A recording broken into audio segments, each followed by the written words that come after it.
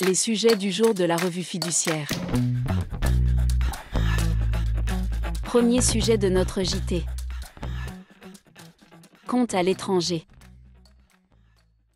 L'administration fiscale dispose, en principe, d'un délai de reprise de 3 ans en matière d'impôt sur le revenu, sauf notamment si les obligations déclaratives en matière de compte à l'étranger n'ont pas été remplies par le contribuable.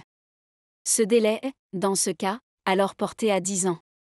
La veuve d'un dirigeant d'entreprise ayant levé et cédé les options relatives à des titres d'une société américaine après son décès ne peut soutenir que le délai de 3 ans s'applique dès lors qu'elle n'a pas déclaré le compte bancaire ouvert aux États-Unis sur lequel les fonds ont été versés. Quand bien même elle n'est pas titulaire de ce compte et n'a pas de procuration, elle aurait dû le déclarer dès lors qu'elle l'a utilisé. Deuxième sujet de notre JT. Gratification des stagiaires et avantages repas.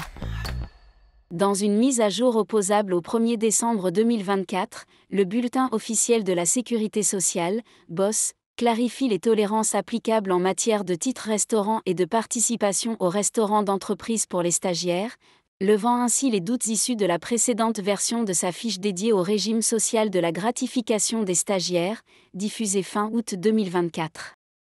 Le BOSS énonce maintenant expressément que, lorsque les stagiaires ont accès au restaurant d'entreprise, l'avantage en nature qui en découle pour eux est négligé dans les conditions applicables aux salariés. Ainsi, si la participation du stagiaire au prix du repas est au moins égale à 50% du forfait avantage en nature repas, soit au moins 2,68 € en 2024, l'avantage en nature nourriture peut être négligé. Dans le cas contraire, il y a, pour chaque repas, un avantage en nature qui est ou non soumis à cotisation selon que le seuil de franchise de la gratification versée aux stagiaires est ou non dépassé.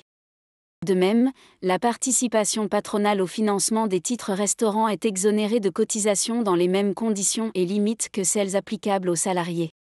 Ainsi, lorsque cette part patronale respecte les limites fixées par la réglementation, fourchette de 50% à 60%, montant maximal de 7,18 € en 2024, elle est exclue de l'assiette des cotisations et contributions sociales quel que soit le montant de la gratification allouée aux stagiaires, et peu important que cette gratification soit obligatoire, stage de plus de 2 mois, ou facultative. En cas de non-respect de ces conditions, même si le BOSS ne le précise pas, il faut à notre sens ajouter la part patronale non exonérée à la gratification pour savoir si le seuil de franchise de la gratification est dépassé.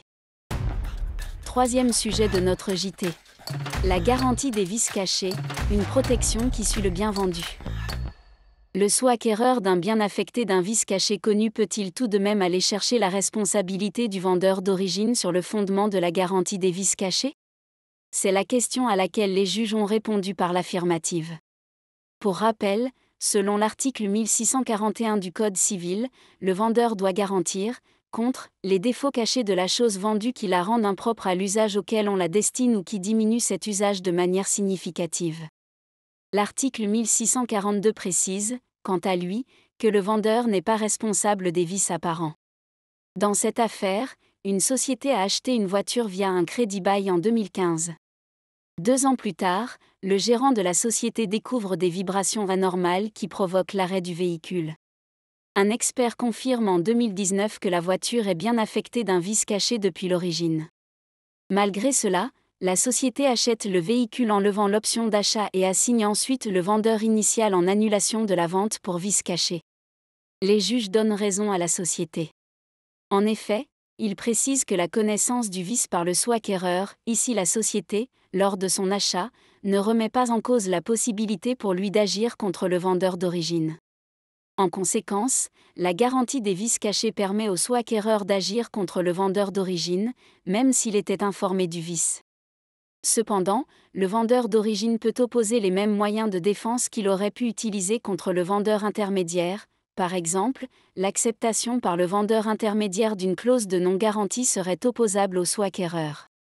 Cette décision clarifie les modalités d'application de la garantie des vices cachés dans une chaîne de contrats. Elle a d'ailleurs été publiée dans le bulletin de la Cour de cassation et dans la lettre de la Chambre commerciale de novembre 2024.